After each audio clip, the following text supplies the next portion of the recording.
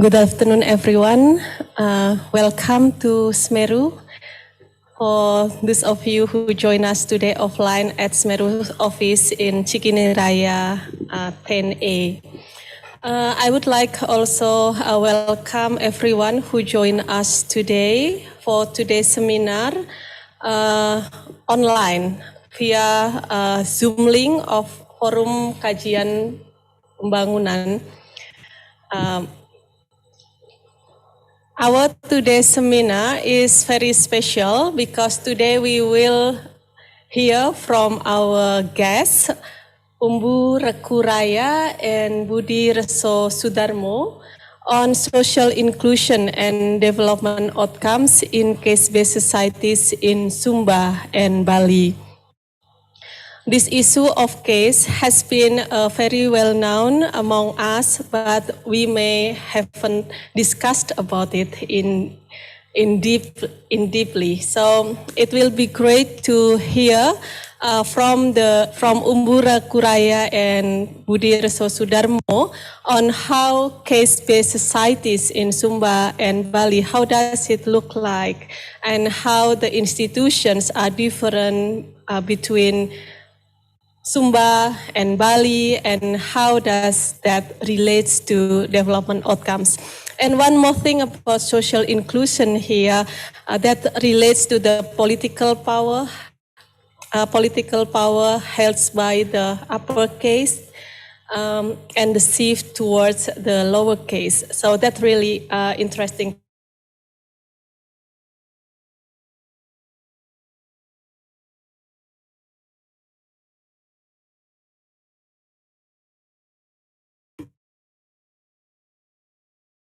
To your home. Welcome to Smeru, and we would like to hear more about the caste-based. On behalf of Smeru Research Institute, we appreciate your presentation today to share with our colleagues at Smeru as well as from external guests who have joined us online. Thank you. Please, time is yours.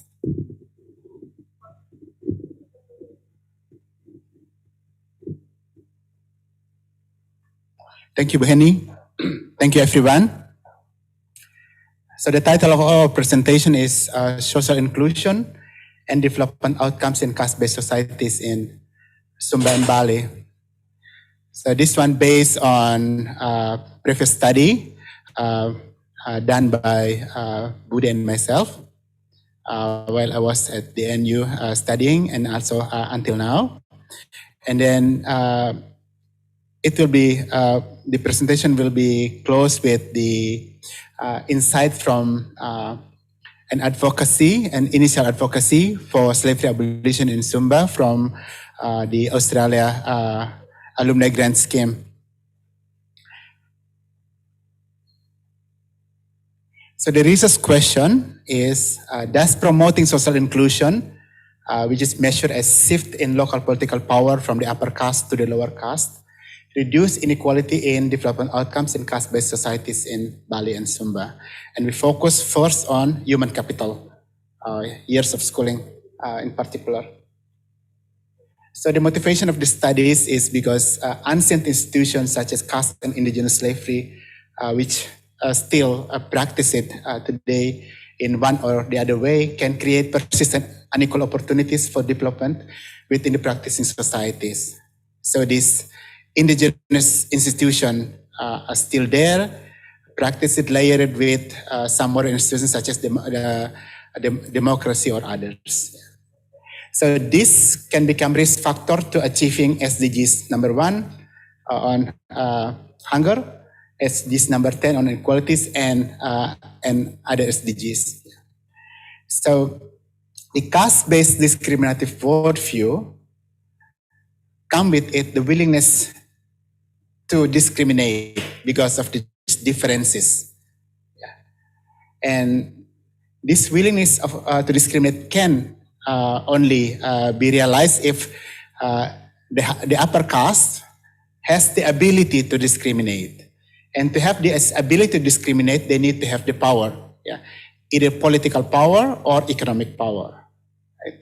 And this, if these two things come together, then there will be inequality of opportunities. And then in a way, it will contribute to inequality of development outcomes, rising inequality within the societies.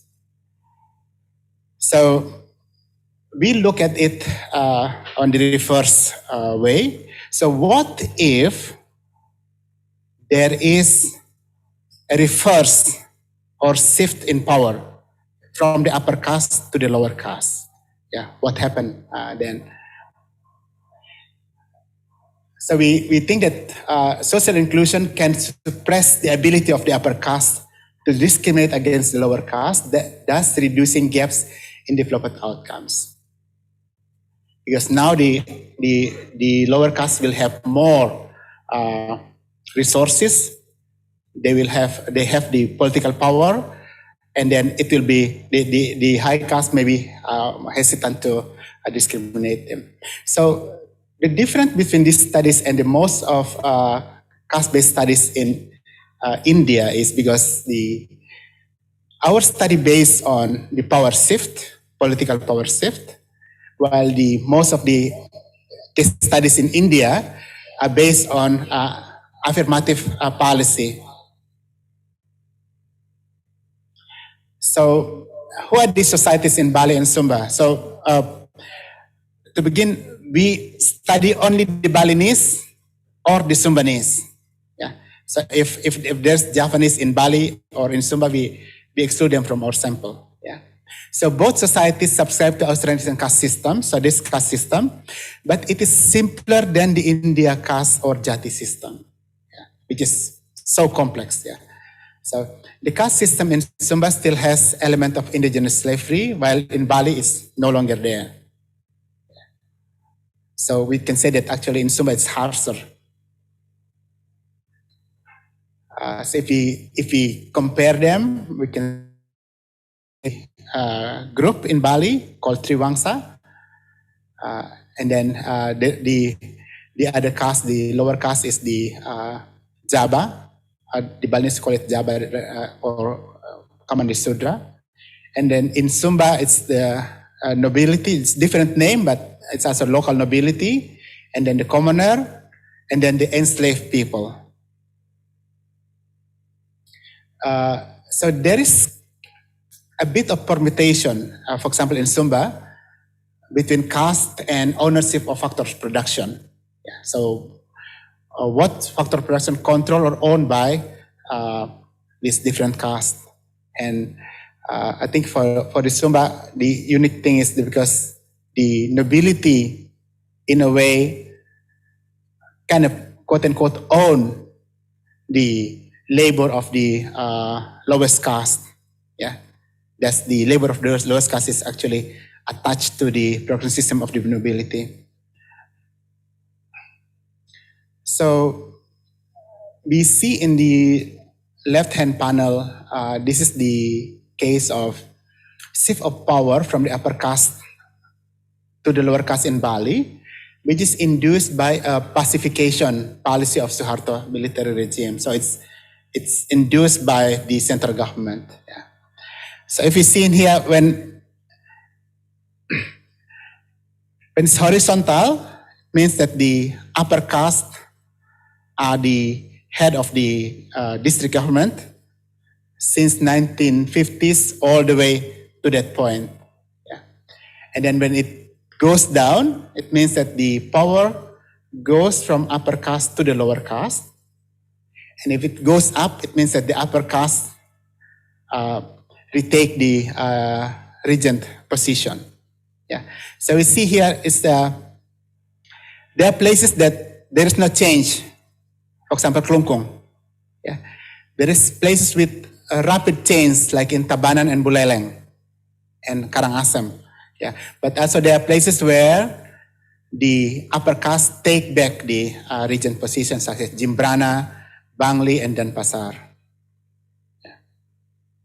And we see here, like graphically, that at one point, the gap of years of schooling between the high caste and the low caste will it decreases, yeah.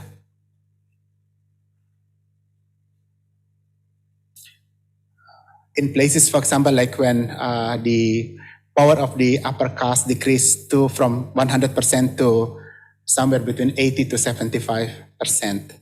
Yeah, so this is just the comparison. And then in Sumba, there's shift of power from upper caste to the middle caste, but it left behind the lowest caste in this process. Yeah. We see that there is a slow change in central Sumba. So it's at one point the middle caste become regent, but then the upper caste take it back. And then in East Sumba, there's a point when, for example, here, like a sharp decrease, but then the upper caste take back the position, and then the middle caste take the position again. The more variety thing is in head of village or kepala desa position, when we see that there's the horizontal line all the way, meaning that the high caste ruled that village since 1950 when the island joined Indonesia, all the way until 2015 when we did the survey. And then you see the other in other villages where actually the graph goes down. Yeah, and here like it goes down and never go up. Here it goes down, but it goes up. So there are differences or variety of events there. The power struggle between the high caste and the middle caste. These are the graphic of years of schooling in Sumba from our sample. And then the body height, we see that actually here there are big gap between the two lower caste and the high caste, both for female and male, for years of schooling. But in body height, you see that this line for the enslaved caste is shorter. But later on, we will see that there are some differences, but the gap is more in education rather than in body height, which is the proxy of long-term nutrition. So, because the years of schooling is not only influenced by the caste, yeah. There are other policies that's going on. For example, like the government policy on boosting the supply side of education is there. So we need to control for that. We also control for age. Yeah, we control for material education when it's possible. Yeah. So, but the basic equation is that we want to see if the years of schooling is a function of caste and the power change from one caste to the other. Yeah. And then we construct this variable, which we say power of nobility caste, which is the cumulative year of the nobility rule since 1950, divided by the time of concern minus 1949, just to get the first year will be 1, because 1950 minus 1949 is 1. Yeah. And then the power of the commoner caste is 1 minus this one. Yeah. So it's the opposite. So when the power of nobility caste decreases, it means that the power of the commoner caste increases. So for schooling regression, we control for gender, age, school density. For Sumba, we add clan fixed effect or clan dummies and mother education, because we did our own survey, so we can ask. In Bali, we add district dummies for this. So just to not to compare people from different districts. Yeah. And in Sumba, because slavery occurs within the clan, so we compare the high caste and the middle caste and the low caste within one clan. So how we construct this power variable, what we call a power variable. So that is the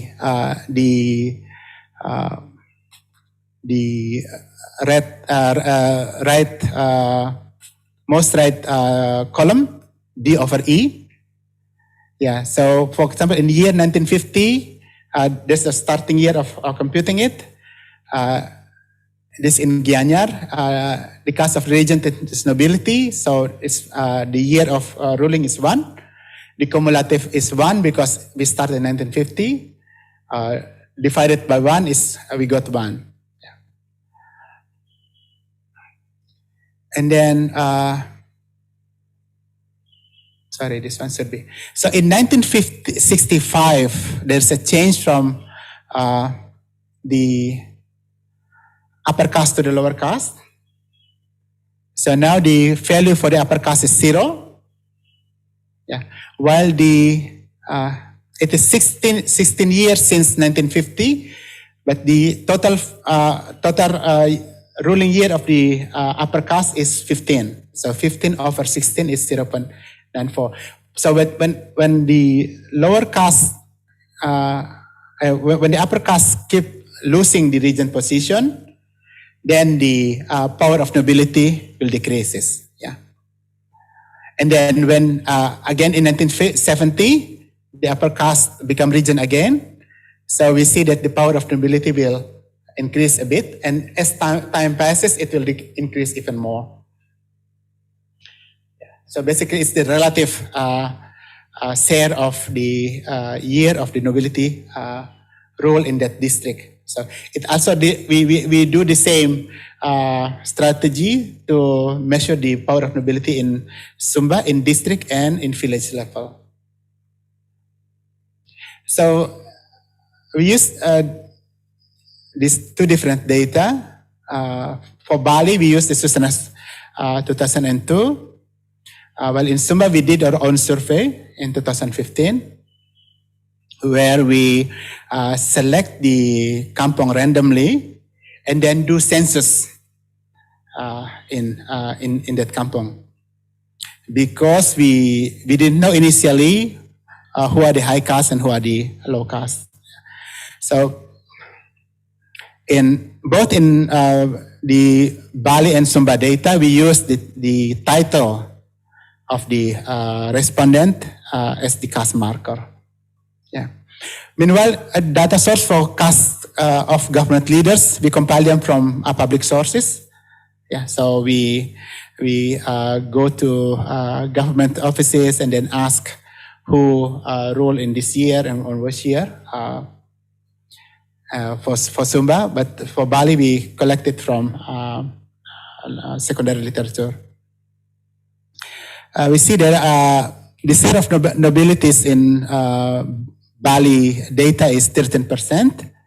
The commoner is 87%. I think this is close to the common perception that the nobilities is around 10% of the population in Bali. Yeah. While in Sumba, it's nobility has the highest population share. close to 38, and then the enslaved caste, 31, 32, and then the commoner, 31, close to 31%. So we see that our main proxy for the outcomes, developed outcomes, is the years of schooling. And we see that the years of schooling of nobility caste in 2002 in Bali is 9.39, and then the other caste is 7.42. So it's a bit, there are a bit of gap there. And then in Sumba, we see that the years of schooling actually follow the caste structure. Yeah, the nobility caste 9.48, the commoner 6.8, and then the enslaved caste 6.2. So we see that in the data is 13 years apart, But it seems that the gap in Sumba is higher than in Bali. Yeah. So this is, before I present the estimation results, so this is the part I want to explain this. The shift in power that started in 1965 to 66 in Bali was a big political shock, yeah, because it directly followed the Indonesia, what we call as G30X event, yeah. The thing in Bali is the lower caste has freedom of movement because they live outside the wall. Actually, Java means outside the wall of the nobility residential. So no direct control on their daily life compared to the lower caste in Sumba, the lowest caste in Sumba, yeah. Since 1970s, there was a shift from agriculture sector to service sector driven by tourism sector. And it seems that the tourism sector is more caste blind, yeah, because the demand for tourism doesn't come from, mostly doesn't come from inside the caste-based society, but it comes from the outside of the Balinese society, yeah, the agriculture sector. So, because agriculture sector probably is the starting point of where this caste system actually developed. So in Sumba, when agriculture sector is still the predominant sector, then we may see that the caste system actually has more grip. So this is the result of this estimation. We measure years of schooling and then monthly wage, presented second step there, and then monthly household consumption, and then income per capita of the household. So we see first is that as the graph and the table, descriptive table before said, there is a gap of 26.5% higher years of schooling for the upper caste compared to the lower caste, yeah, in 2002. And then when they are in paying job, yeah, in labor market, we see that the gap is not there. Yeah. So probably because the labor market, people are selected more based on their quality rather than of their caste. Yeah. But for monthly household consumption and income, we see that there are still some gap, although the gap is lower than the years of schooling gap. Yeah. And this is probably due to the accumulative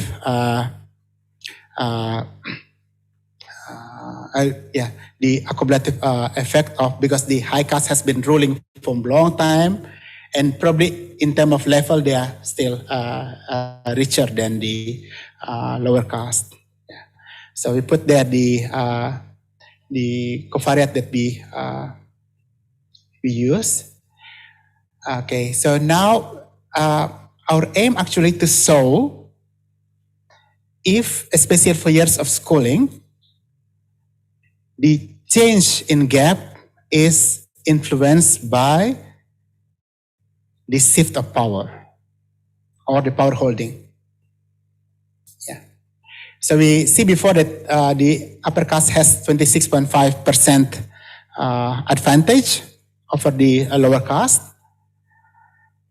But then once we include the power variable, we see that the coefficient from positive turn to be negative, and it is significant statistically. Yeah. Which means that we interpret it as without the power holding of the upper caste previously, they will not have this advantage. So on the other way around, the ability of or the achievement of the lower caste on closing the gap or reducing the gap comes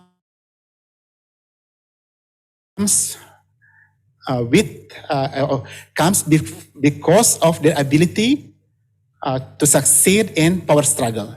Yeah. So in this case, we see the power matters. Yeah. And then I'll jump to Sumba, and then we'll have this comparative conclusion later. Yeah. So in Bali, it was a big political shock. Yeah. But in Sumba, it doesn't seem to be a big political shock. From the literature, there's no information of pacification policy from the military government. We see that there are small magnitude of change in district level from there's shift of power a bit of shift of power, but it's not much.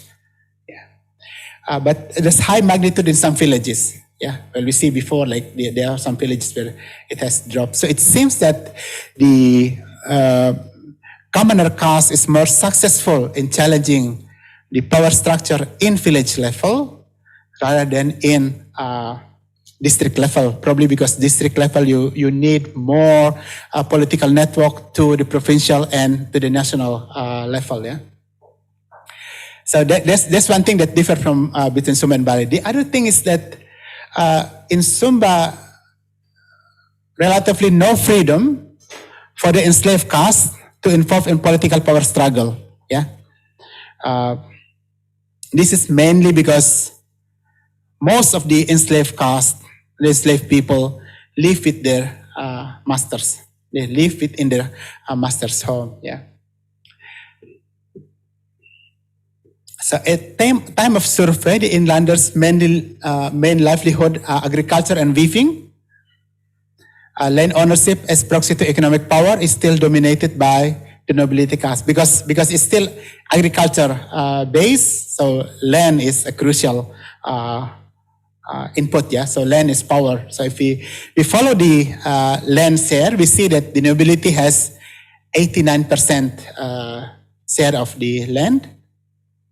The commoners 7.25, and the enslaved people, they say that they in total what we see is 3.83%, while their population share is actually a bit similar. Yeah.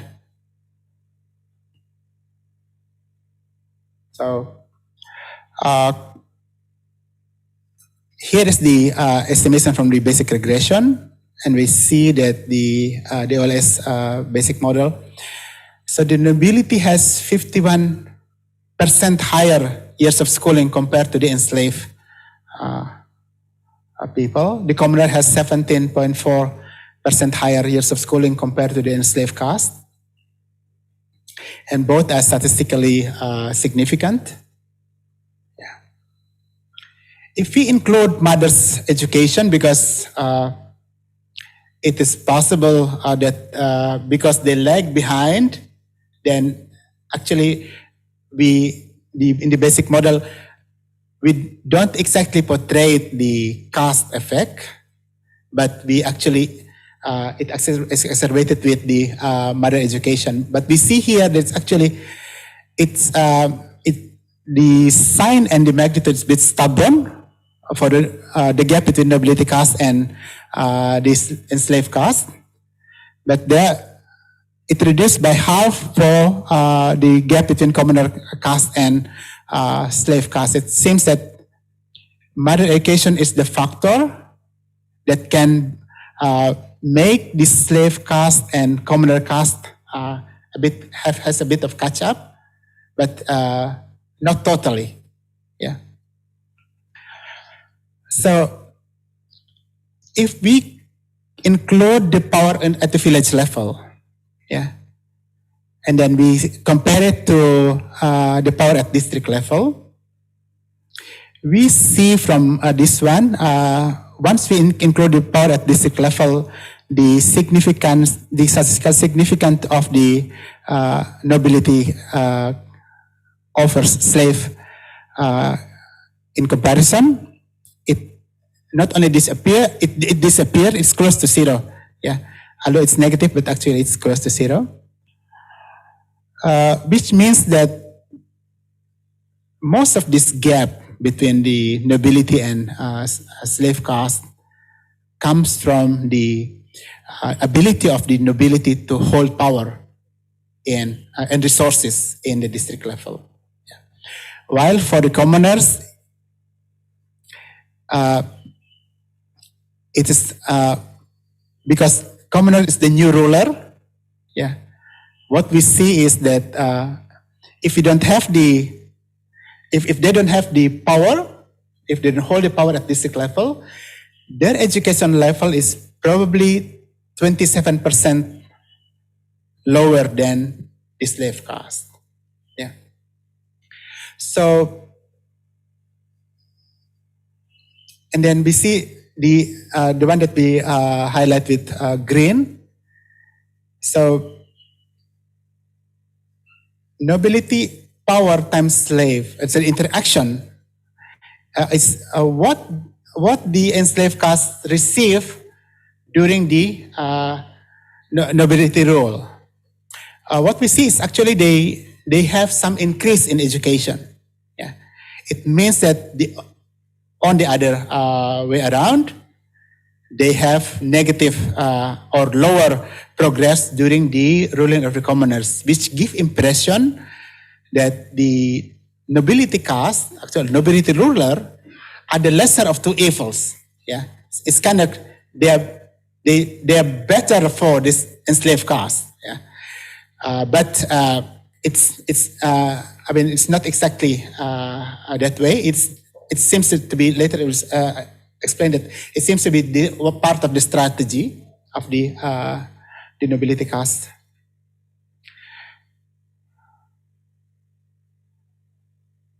So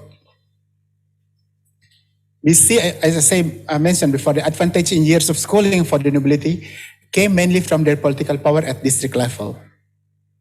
Yeah, it seems that because the caste system and the slavery practices are within the clan, so it's mostly in the desa. Yeah, so we can say that in the village level, they have kind of a permanent control, maybe not over the political position, but over the resources, yeah, the land. Yeah. But the district, at district level, most of the resources come from the central government. Yeah, so that is an additional resources to the island, and then that is being tapped by both the nobility ruler and the communal ruler. And then the second one is the one that we say that the nobility master is kind of the lesser of two evils, but not exactly. When it comes to body height as proxy of long-term nutrition, we say that the nobility caste has a bit of height advantage, but not so much. So it seems that the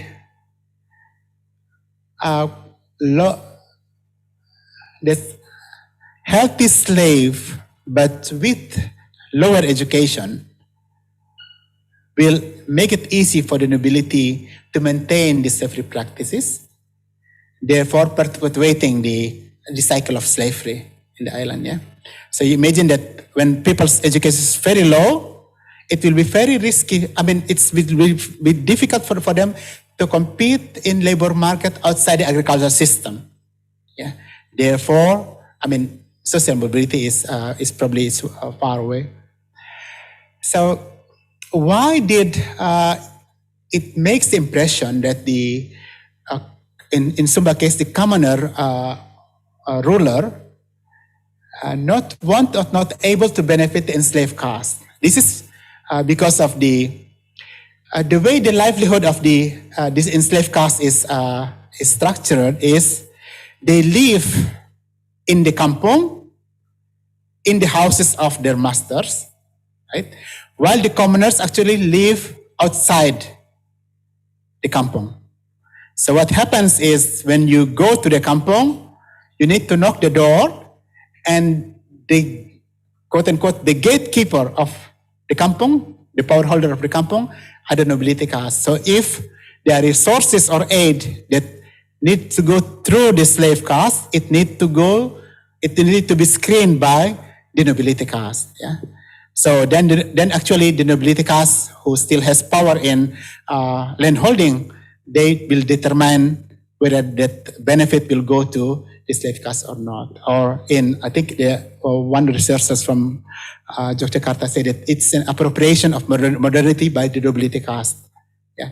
They maintain themselves as the gatekeeper of this government program and aid, but it is more to the benefit. So the other thing is that both the two lower caste, the enslaved caste and the commoner caste, we see that the nobility caste hold most of the power ownership, land ownership. So what happens is when it comes to agriculture sector, both the lower caste largely depend on the upper caste for farm works.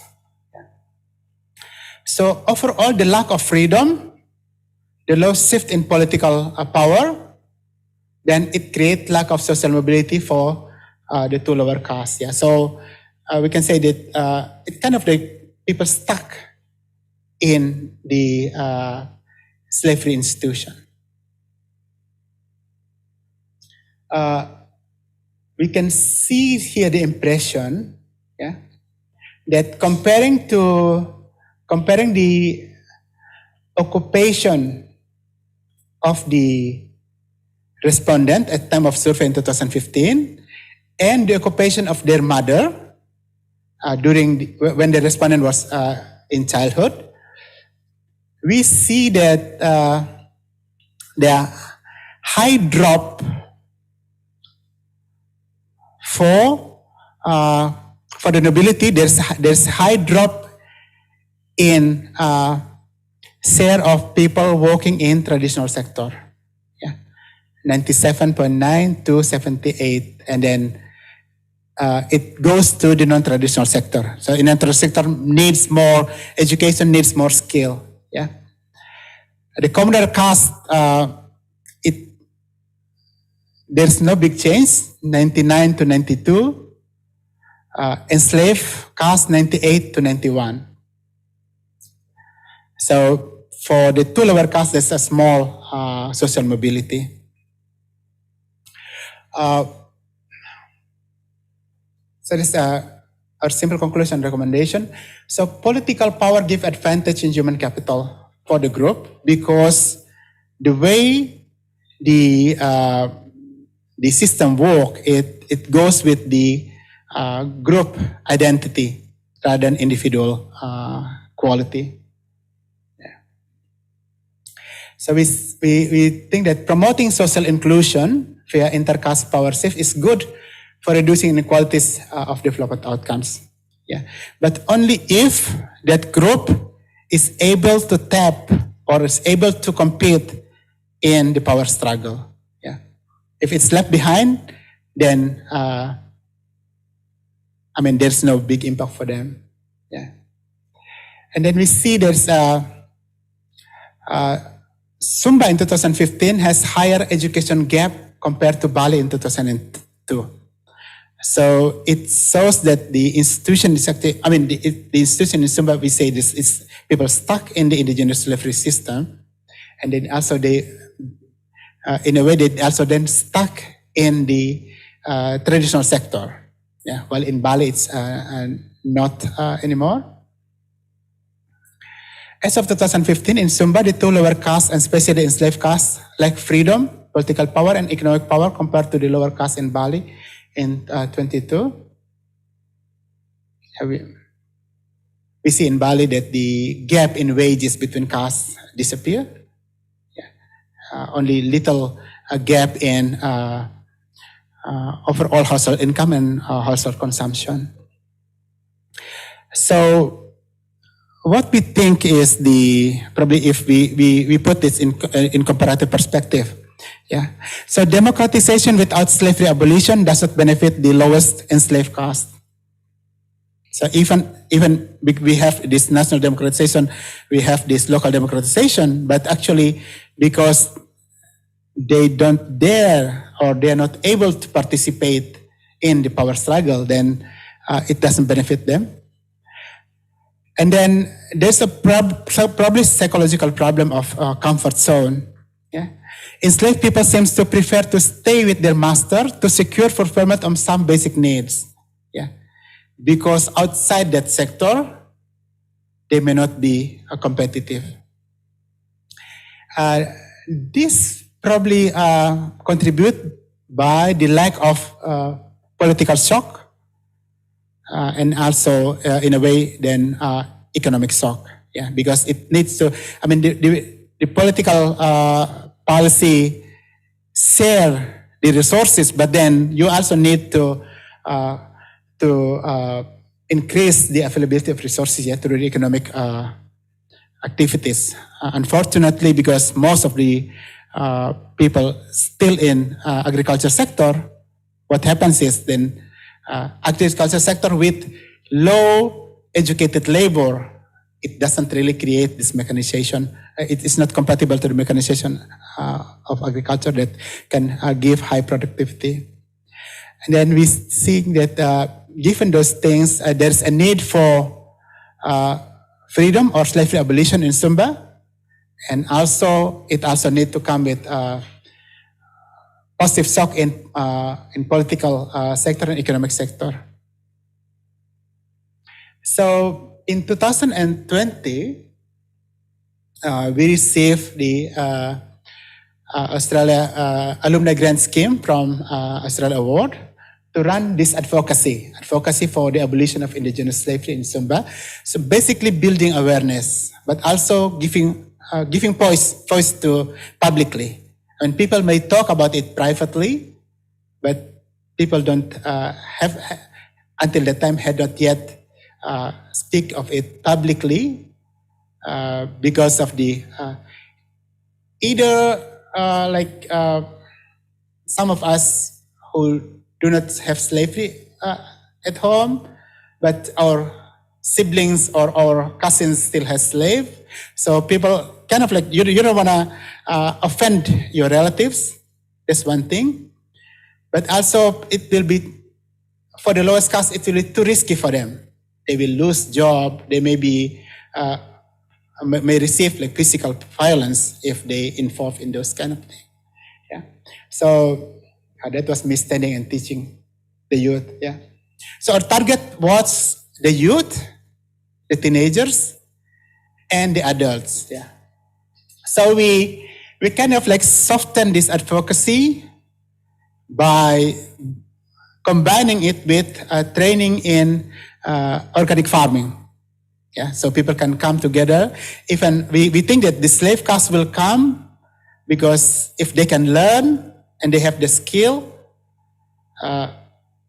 if they say that they come to learn about agriculture of organic farming, then they may not receive backlash from their master. Yeah.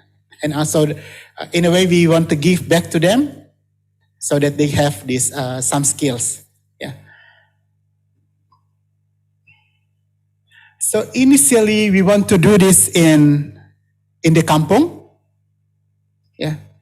Because it's easier to reach people in the kampung. They don't need to travel out. It's us who travel in. Unfortunately, the topic is too sensitive for the people in kampung. And then I think people don't want this thing.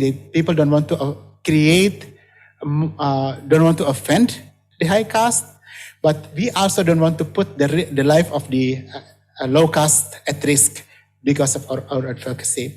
So we took the middle way. We ran the advocacy in Kebun Percobaan, in two districts, one in East Sumba and one in Central Sumba. Yeah. So this is me like explaining. I think in Sumba people don't realize that they are trapped in the caste-based slavery system. Yeah. So they say, they just think that it's a part of tradition, yeah, but they don't know how to give name to that discriminative tradition. Yeah. So, and then we explain that there are other societies where this system is already abolished like hundreds of years ago. Yeah. So there's another way of life. Yeah. And people in other society, in other civilization actually live well and alive. Yeah. While I think in Sumba and in most general in entity, it is the place of high poverty, extreme poverty. So we actually share with them how this caste system with slavery element actually contribute to the extreme poverty. And so this is some of the youth actually come from the slave caste. Yeah. So in different places we run 3 days training.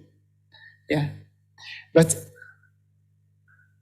after the second days, when we discuss about this, intensively discuss about the social inclusion, on the third day, none of the youth from the slave caste attended the training, yeah, in the first district.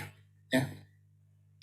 I think they are afraid of the backlash. I think from the AGS we promised that we will put the testimonies, the video testimonies. Yeah.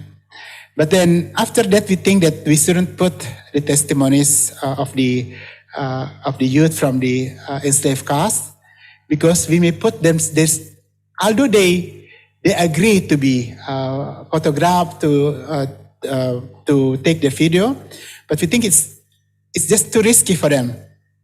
Yeah, because they possibly face harsher discrimination from their masters if they know that they start to talk about understand about this thing. Yeah. So those in agriculture. So we also do this one actually because this one will take about more than 1 month before they can harvest it. So every week they can come and then learn from the mentor. Yeah, while we have those spanduk and banners on inclusion, on how people should struggle for their own life and they should not depend on others. This is in other district. We didn't manage to get place in the kampong, so we did it in Tanah Lapang. Here, like most of the attendants are adults because we give the theme as the agriculture training. Nice thing is that lots of women come to attend the training. Yeah.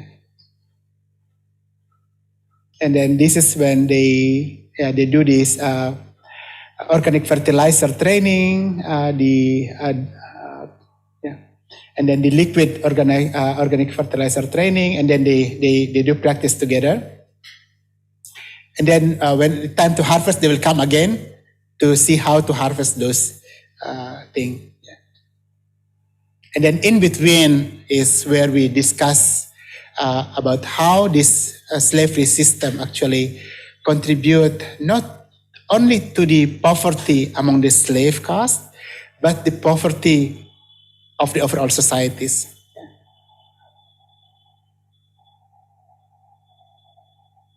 Okay, this is when we do it in Kampong, where actually there are more nobility caste attended the event because the theme was it is the family gathering for Christmas, and then we are given 20 minutes to talk by the MC. Yeah.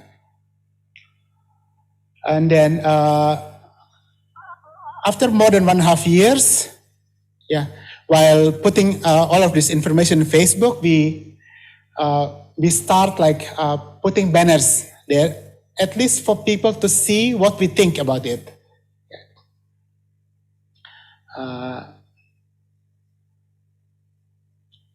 These are different places when we put the banners. And this is the public campaign in traditional kampong. Some of them are Sekda, the district secretary, some of them are the priest, and then unfortunately none of the Protestant or the Catholic priests actually want to have follow-up within the congregation, because I think they still, people are still uncomfortable on talking about the slavery abolition. And then this is in traditional market. So we give, we create materials, we put it there, and then when people come, we give them snack, and then we give them brochure, and then if they want to talk, I will talk about, we will talk, this is then, not only me, but other people also put the, share the training, the activities via Facebook, and we mostly receive positive comment, but Facebook, right? People may not want to put negative comment because they don't want to receive backlash from the public. And then the challenges, it coincides with the COVID time, and it's difficult in the rural area to run online meeting, because of the lack of internet coverage. And then this thing is like what we expected, but we kind of underestimated in the beginning. So withdrawal of individual and institution partners due to slavery practice in their family or clans. They want to participate in closed door meeting, but unwilling to participate publicly. For example, like when we have to go to the open market, or we go to the kampongs and then say that, here's what we think about this slavery that need to be abolished, and what are the possible way of abolishing it, then none of our partners want to come with us. The enslaved caste and local church hesitate to participate publicly. So here the things is, and this what make it different between Bali, the lower caste in Bali and the lowest caste in Sumba, is because in Bali there was an alternative discourse between caste and jati. Means that it doesn't, and people say in Bali, for example, like it doesn't matter then from which parents you are born, but if you study all the way and become professor, then you are part of the Brahman role. So the occupation or the jati thing is there. Well, in Sumba, I think almost there is no alternative discourse on this. Well, in Bali in 1920s, 1940s, there are already newspapers discussing about this thing, about the identity thing. The thing is in Sumba is that enslaved caste sometimes hesitate to participate because they also don't want us to recognize them as enslaved caste. I think people feel that it makes them inferior, although actually they're enslaved. They kind of like in public they want to hide their status. And then the local church is are not yet there to participate. And we even receive a comment that, actually in the Bible Abraham has slave. So So there will be a long way before the church actually realize that they need to participate. And then difficulties to campaign in traditional kampong, they still practice slavery. We managed to run public campaign in 1 out of 10 kampongs. Because of this, because of the situation is both the master and the slave live in the main kampong, and then the commoners live inside of the kampong. But also, I think people think that the cost of them allowing us to run public advocacy there is higher than the benefit they may receive, especially for the slave masters. That's it. Thank you.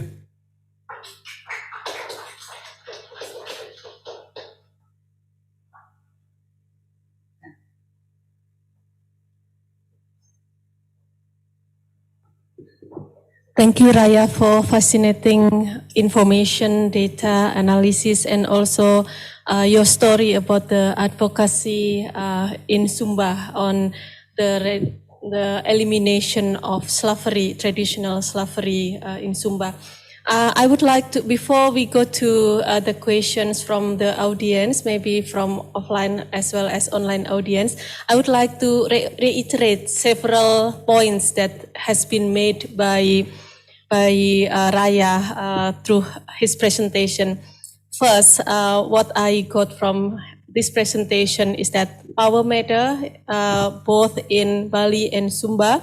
In Bali, the changes in education attainment and the lowering gap between lower caste and the upper caste is because of their ability to struggle.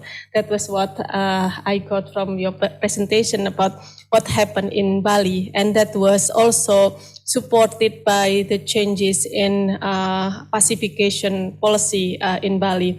And then there were the shock, political shocks, political economic shocks that happened. Meanwhile, in Sumba, power also matter, but there is limited or lack of shift in power, mainly due to because of the less chance for the enslaved class, particularly to the mobility and the capacities of the nobility class to hold power. That will reduce the shift in power happening in Sumba. And another point Raya made is that the shift in power in Sumba mainly happen in the village level, but not at the district level. Last one, I would like to also reiterate what like the indications of problems related to the caste system in Bali and Sumba includes not only education attainment but also in terms of the body height, which referring to the nutrition and health issues coming from from the differences in caste. The last point I would like to make from Raya presentation is that inter-caste power shift is required for reducing inequalities of development outcomes for different castes, both in Bali and Sumba. So thank you very much, Raya, for your presentation. And I think as an action research, there will be further process for the advocacy continuing in Sumba. So I would like to invite the audience to ask questions and comments about this issue, because this has been sensitive issues to discuss. Probably previously not very much, like in Sumba itself, there is no public discussions maybe earlier, but now there are action research like this that try to bring it up to the public. So yes, please.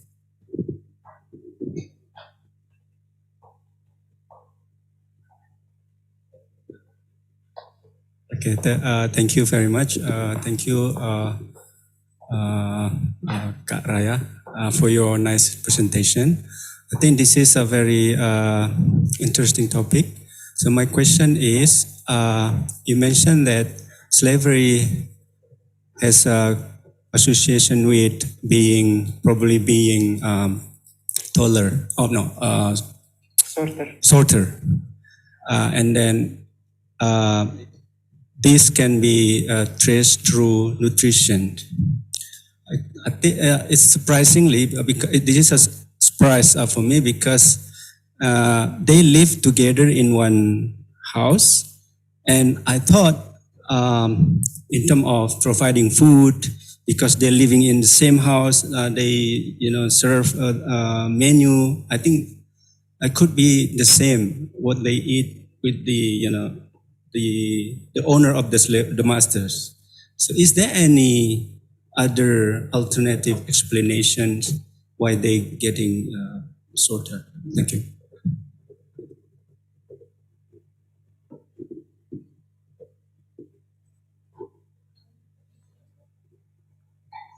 Yeah. Maybe you can continue the second question. Langsung, Mbak. Thank you, Itoraya. I'm very impressed with your presentation and of course with a very long research study. Yeah. And my question is about, you mentioned that one of the challenges regarding this issue is about how the churches in Sumba have no courage to talk about this issue publicly. Is there any effort from your side or other institutions to make it a public discussion and encourage the churches to also involve in this issue? Because I understand that in Sumba is dominated for Protestant or Catholic? Yeah, equal. Yeah. So if the church has the courage to involve in this issue, I'm sure it can help the lower caste to have their voice.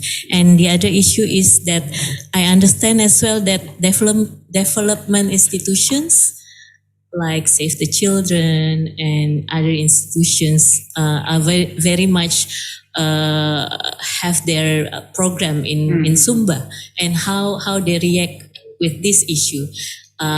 If the caste-based issue is very sensitive, can they access for the issue regarding nutrition, for example, for the children in low caste society? That's my question. Thank you, Kakak Raya.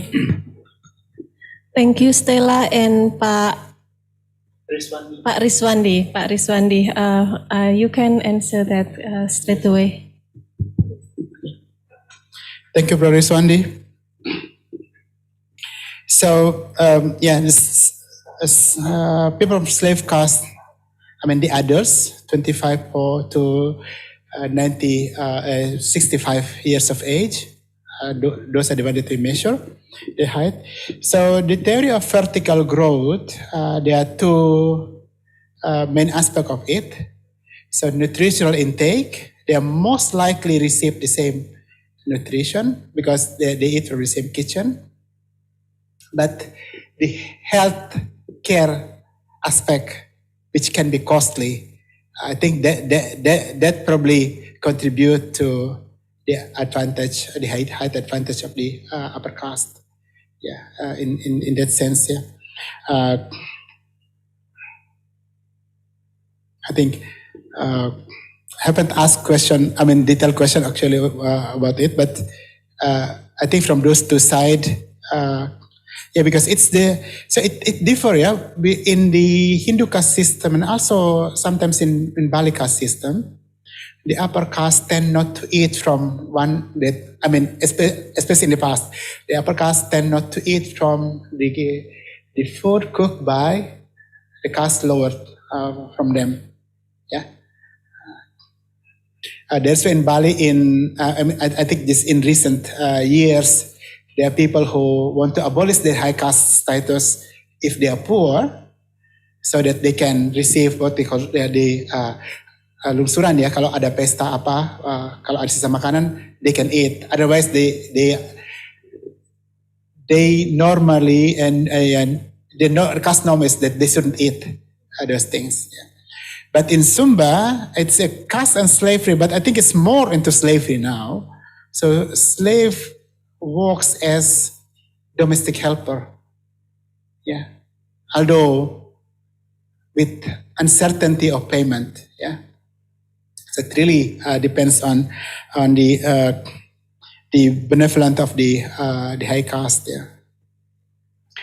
I think I just remember what Tony Reid from NU said that in Southeast Asia, indigenous slavery, the relationship between the master and the slave are intimate but inferior. I mean, they kind of like tend to be, seems like could be good friends, but actually their status is still lower, and they carry it along. Yeah. On Stella questions. I think I also have the same expectation in the beginning. Yeah, that once we approach people, once we put them, because I mean we have lots of religious friends in real life and in Facebook. Yeah, but unfortunately, what I learned is that there is no quote-unquote fatwa yet from the synod. Yeah, and then not that people hasn't advocate for it, but I think people advocate for it sporadically, but didn't receive massive support. So in a way, I think the Sumbanese need to learn from the Balinese, yeah, on taking agency of their own development. It will be more difficult for the Sumbanese because the lower caste do not own much land. So their livelihood is actually attached to it. So I think it needs more, like mirroring to Bali, I think it needs more political shock from the central government. Yeah, so it should be an external shock while waiting for the indigenous system to adjust itself. Yeah, it will be difficult. Yeah. So we think that hopefully we also do private presentation with some of the people from the ministries. Yeah, we did presentation for Bapanas as well to accompany their. They are drafting a 40-year plan, I think, for Sumba development. Yeah, but I think development without freedom is is inequality. Yeah. So I think for the church, I think it needs to. I think probably now the strategy is to encourage educated lower caste to come out and speak up, to give voice to that. So I think agency is probably what is missing in Sumba. And then, entity is one of the place of high extreme poverty. Yeah, and I think like the NGO sectors is there. Yeah. The thing is, like, I think this is also the course of the education of the high caste. I mean, we go to school to learn engineering, we go to learn economics, yeah, and then most likely those who tap or who become part of the NGO management are from the high caste. And then I think in Sumba, there's still a lot, a significant share of high caste people who own slaves. Yeah, whether they own them directly or their parents own them or their grandparents own them or their uncle owns them. So in a way, the social network is slavery practicing. Yeah, I think it needs. I think the NGO need to step up in, and when I think this is the thing that I see when we talk about JEDC, yeah, gender equality, disabilities, and social inclusion. We didn't mention specifically caste or indigenous slavery. Yeah, one of the things that I read from Australia or America, for example, like people in Australia or America, people hesitate to include or to explicitly say that caste-based system is part of this, so it should be covered under JEDC because they don't want to be seen as targeting the South Asian citizen. Yeah? But I think in Sumba, it's important to, for educated people from high caste who are in NGO sector and also in government sector to be assessed as well on their willingness to bring about social inclusion. Otherwise, they may actually, I think, yeah, they may misuse the thing. The other thing is that because I think they're clausal on NGO work, that they need to they need to align the program with the local government priorities. Yeah. And when the local government priorities is not there in the first place for the state abolition, then also the NGO may not want to do that. So I think it should be, there should be a demand from, like in Bali, there is a demand, the bottom-up demand to be included in the development participation. I think just like in India with the Dalit movement, I mean, people want to, people demand for the position in the development. Thank you. Thank you, Raya, for your answer to the questions. I think that's very important then from what Raya said, that pressure from outsider is very is needed. It is required in a system where internally a local or traditional system itself is institutionalized to support caste. Yeah. So I would like to invite questions that already available online. Lydia will answer, or not answer. Lydia will mention the questions, and Raya can directly respond to that. Thank you, Lydia. Okay, thank you. We have more than 60 people following on Zoom and a lot of questions. So I'm going to ask first Pak Asep Surya this question. Are there inter-caste marriages in Bali and Sumba? Does this help in reducing gaps between castes in their socio-economic outcomes? And then I have a question from Yasi Padilla.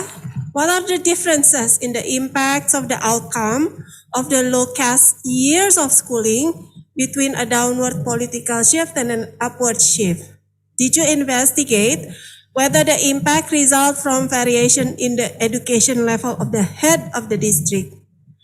And probably one last one from Pa Melianus Taebenu, who is a civil servant at provincial government of East Nusa Tenggara. Pak Melianus has 3 questions, but perhaps I pose 2 of them, Pak Melianus, since the issue of religion was discussed earlier, but if you still have this question, please write it again.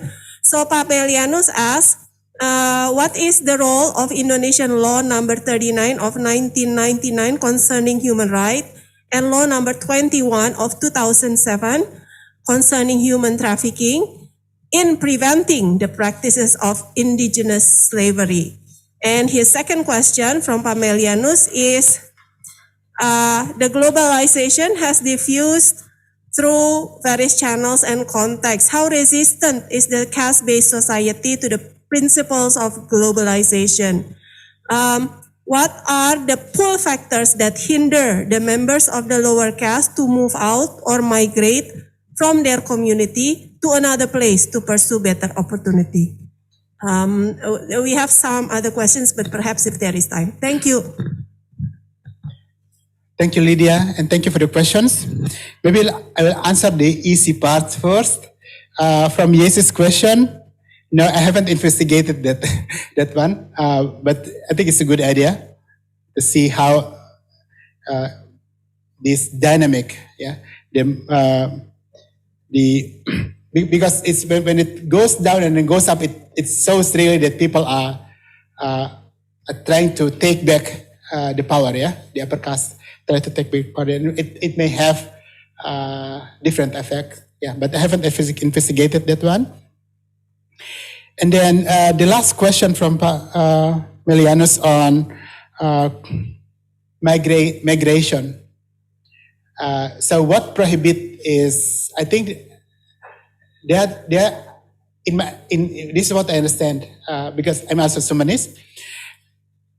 First is because with the low educational attainment, it is difficult for the low caste to compete in non-traditional labor market in Sumba, let alone outside Sumba. yeah, and then to migrate, I mean, there's a cost to migration, yeah, financial cost as well. But what I understood is that sometimes youth run away, and especially boys, yeah, they can run away. But then in many instances, during our interview, we meet people who just come back to the kampong, even when there is a slavery system. But they run away as unskilled person. They came back as having the ability, for example, to drive cars. Yeah, and then of course they will be treated more nicely because they have better skill. But so I think this is probably the difference between Sumbanese and the Bataknese or the Flores people. Yeah, Sumba love their kampong so much, even if they are enslaved in that kampong. Yeah. While I think the Bataknese and the Flores people from our next door island, they have this spirit to fight. Yeah, they migrate. Yeah, so they migrate first, and then Marsi Paturi Hutanabaya. So they migrate first in order for them to develop. Yeah, I mean, yeah, the somebody's, I mean, hasn't had that. I think because of this kind of institution. You know, people are afraid to, you know, I think people are afraid to fight for even for their own life. Yeah. In Paasep, there are intercaste marriage in Sumba and Bali. Because this is Austronesian caste system, so actually it allows women to marry up their caste line easily. Yeah. Because in the past, ini kan banyak selir ya, they are mistresses, ya. So as long as the nobility gentleman has one nobility wife, he can have other wife from other caste. Yeah. But it is not the other way around. Yeah. In Bali, it's called nyerot. Yeah. And in the past, it's prohibited, but nowadays probably they will be kind of like excluded from the family. Yeah. If women from the high caste marry down, they'll be excluded from the family, and that is probably, I think, intercaste marriage in Sumba may not resulted in may or may not resulted in closing the welfare gap. I haven't studied about that. Yeah. But I know a story of a regent in Bali from the Java caste who married an Ida Ayu, I think, or an Anak Agung. And then he wrote a book on, I think he said that this is a misconception of the caste system. So there are people who, I mean, if once they're in the high position, they're willing to speak up. Yeah. But I think in Bali it's probably more common. But I think people preference is to marry their own. I mean, like the intra-caste marriage is probably seen as the ideal practice. So from Pak Melianos on the human rights, yeah, the simple answer is not yet. I mean, people have not really advocate for this one. I think in a way the local government try to seal these practices as part of the culture. Yeah. So I think human culture sometimes can be ugly. Yeah. So I think need to change. I mean, if you want to see Sumba in particular or entity in general to change, then this feudal system that are extractive need to be abolished. Yeah. And then what I say that actually it needs both the external shock, but also the agency of the people within the group. So globalization, I haven't actually I haven't read on this aspect on how globalization may affect them. Yeah, but I think they probably can in the past where they have difficulties to organize themselves among the low caste people. Maybe with the online technology and things that they can start to run, but I haven't read on that on that aspect. Yeah, thank you.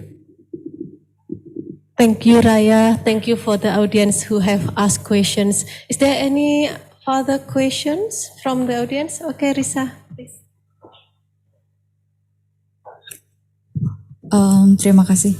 Thank you for your very interesting presentation. I'm wondering about the effect of village fund and tourism. That is, I think it's going increase in Sumba because some, national movies took place in Sumba, and I think I visited Sumba last month, and I think there are many tourists in that island now.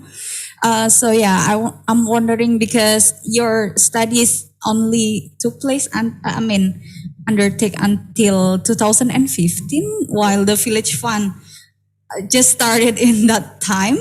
And one of my driver in Sumba told me that because of the village fund now there are many development projects and there are it's getting more competitive to become the village head. So I assume that probably the commoners becoming the ruling, having more power right now. I don't know, but maybe you have information about that. Thank you.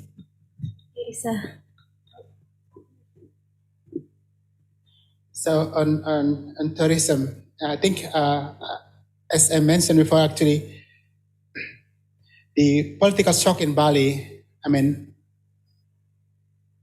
5 or 6 years after the political shock, there was an economic shock on this start shifting the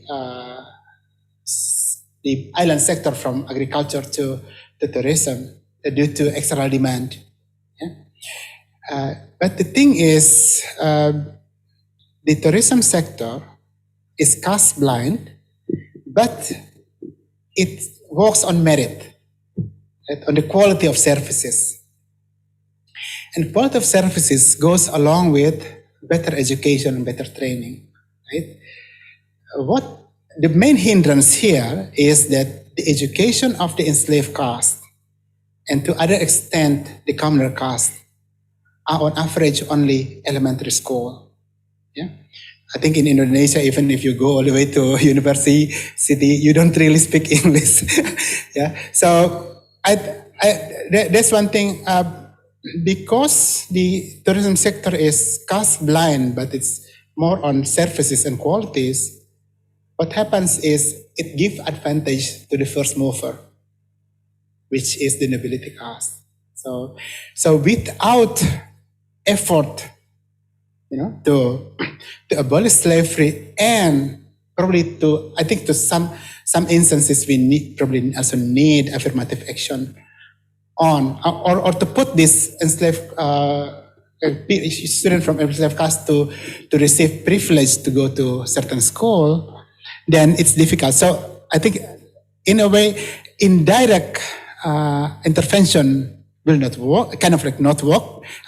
Mirroring from the democratization, because the education of the oppressed people are too low for them to take agency, right? So I think first there's a need to cut that the chain first before we think, because after all, education is the vehicle for people to participate in the economic production. Yeah. Village law, I haven't studied that, but I think there are some. I think there are. I heard an indoor campaign from one of the calon bupati in probably 5 or 6 years ago, who say that they're against umbu, because umbu is the title of the nobility, demand for nobility caste. So, but they only speak in indoor campaign, not, they don't speak publicly. So I think with the social capital built by the commoner caste, I think they will be the one who will take this opportunity. But as we see, you cannot go directly to the enslaved caste without passing through the door or the gate of their master. Yeah. So yeah. Thank you. Thank you, Raya, for your answer. I got instruction that we can continue for another 10 minutes because we started late. So if there is further question online, I will invite Lydia to mention them. But first, I also have questions, Raya, because it's very interesting. I have question first is about in your data, there was changes in districts, head of districts in Bali between 65 to 69. But after that, the leaders back to the upper case. What happened there, and how do you think the changes during that 5 periods when the lower case rule maybe have influenced further the cases, like the systems there. That's one thing. The second one is also in your data, in Bali specifically, and but also in Sumba, there were like shift of power from upper case to lower case are different between one districts to the others. Do you have like some explanations based on your research why that happened, and whether it is similar factors in Bali and in Sumba? I think I have that 2 questions. So Lydia, would you like to also state some questions from the audience? Thank you. Suryadi Basuki asked, how do official general elections, national or regional, work there in Sumba? Does the enslaved caste vote based on the direction from the master? Is democracy a relevant issue for the people there? And also from Ari Zulkarnain, when aristocrats became rulers, the number of lower castes who studied was higher than when ordinary people became rulers. Is there any description regarding what concrete program or policies that caused the difference in educational participation to be higher when led by aristocrats compared to when led by commoners? Thank you for the question. Maybe I'll start with Pak Ali because it's easy for me to remember this thing. So it's not that the level is higher, but the change, the movement is the one that's higher. And so in Sumba, there's a tradition of why slave caste, why the master allow the slave to go to elementary school, because they will need their slave to be able to read as well, yeah, so they can walk. The part of the tradition is what we call Halili Carrera, is that when a slave boy or slave girl enroll to school, then his or her slave will also go to school with them, but carry their bag. Yeah, they can sit there but carry their bag. Yeah, and usually after, sometimes if they can read already, and if they live within the main traditional kampong, then most likely they will, especially for the girls, they will prematurely drop out of school, because the part of the tradition is that the slave girls are part of the dowry that will be that is bring by the bride to her new home when she got married. Yeah. So yeah. So those are the things. Then it goes to Pak Miliano's comment before on human trafficking. Yeah. But if you say that this is budaya, then sometimes there's ambiguity on whether you should protect that practices or actually it falls under a human trafficking category. And there need to be, I think there need to be more pressure and emphasis from the national government on that.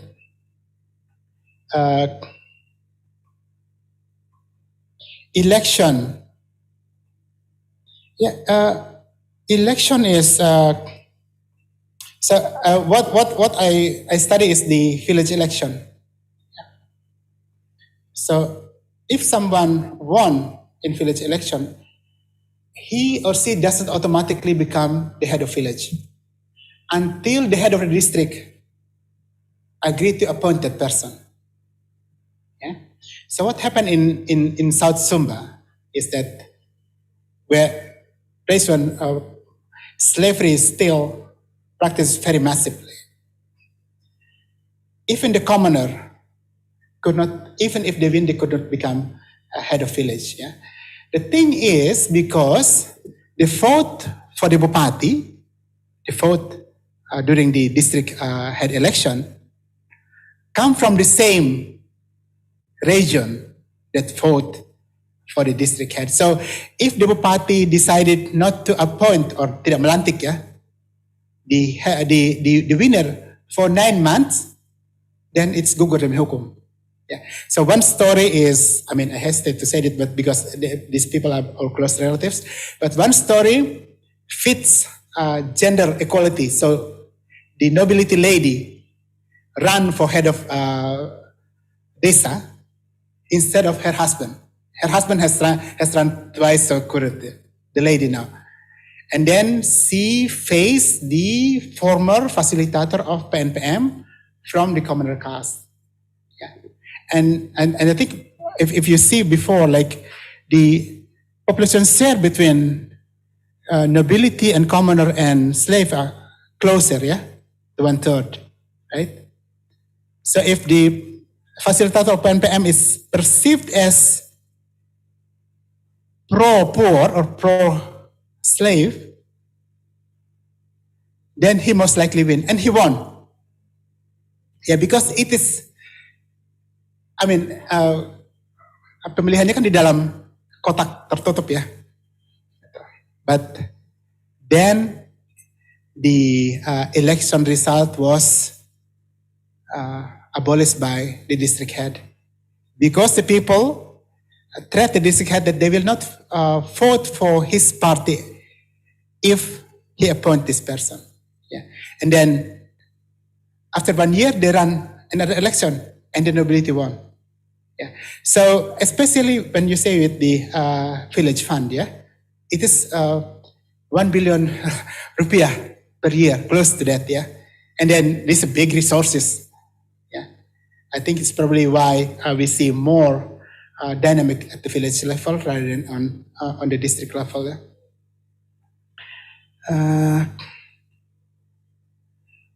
Yeah. The rise of the lower caste to the district head position. Yeah, I said it in Bali, it started with the pacification policy, where the Suharto government actually appoint a military colonel, Balinese military colonel, but they're mostly from the Java caste. Yeah, and so if you remember this momentum, the theory of momentum, right? Once you hit the momentum, then things will roll over by itself. So we think that political shock actually create big momentum, and the momentum was seized by the lower caste because they are ready. Yeah, they're educated, they're in the military, and they are willing to struggle for the power. Yeah, while in Sumba, I think it's less so. It's less so, but also because in the past the head of the Bupati position was appointed by the central government via the governor. So it's governor preference, yeah. I don't see the story of pacification in Sumba because they only appoint them for one term, and then it go back to the nobility. Yeah. So I think the momentum is there, and then after sometimes, I mean, the nobility caste in Bali actually, I mean, they try to recapture the power. Yeah. But I think coincidentally at one period of time during Suharto, so during Sukarno era, there were quite a lot of Balinese in the high position in the central government. Yeah. But then during Suharto era, he almost abolished all the Balinese nobility, even from the Duta Besar or the Menteri position. Yeah. So they kind of like losing that connection, while it is the military connection that's there. So it really give momentum for that. But once, yeah, because they have had this momentum, I mean, now even if, I mean, these days, even if it goes back to the ability and other, the conditionality for freedom, which is the education, is there in the first place. So it will, I mean, these days it will have less impact, I think. Yeah, less impact, because momentum is already there in the past. Yeah. But in Sumba, I think there's no momentum yet. There's no external shock at all. Yeah. So that even with the tourism, I think kind of like you are upholding this local culture, yeah, because of the weaving, the dances, the natural attraction and everything combined into that. I think funeral of the nobilities are part of the attraction in Sumba. So yeah, I think it's the tourism sector will have long way to give impact to income inequality for the lowest caste, I think. Yeah. Thank you.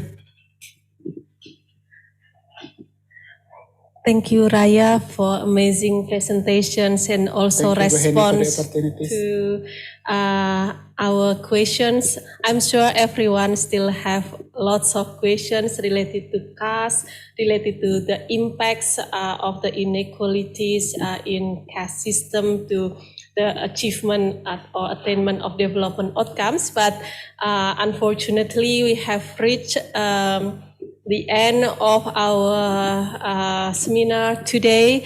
I would like to thank Raya for amazing information, data analysis, and also inspiration you bring to this forum here. Usually today is Semeru's internal seminar, but we made it a very special day as internal seminar plus with you as the guest and also with the attendance of external participants, both offline here in Semeru as well as online. Everyone, to respect your time, please allow me to finish the session. Thank you very much again, and we truly appreciate your attendance and participation in today's seminar. Thank you, and have a good day today.